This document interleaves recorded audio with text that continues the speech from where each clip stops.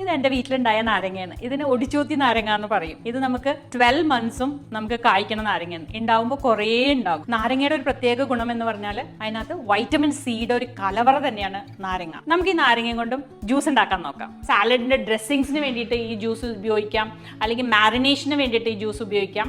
Vitamin C ധാരാളമായിട്ട് അടങ്ങിയിട്ടുണ്ട്. നമ്മുടെ ഇമ്മ്യൂൺ ഫംഗ്ഷൻ ബെറ്റർ ആകും. നമ്മുടെ സ്കിന്നൊക്കെ റീജുനേറ്റ് ചെയ്യാനായിട്ട് ഫ്രീ റാഡിക്കൽസ് ഒക്കെ നമുക്ക് ഈ വൈറ്റമിൻ സിന്ന് കിട്ടും. ഇതിനകത്ത് ആന്റി ഓക്സിഡന്റ് റിച്ച് ആണ്.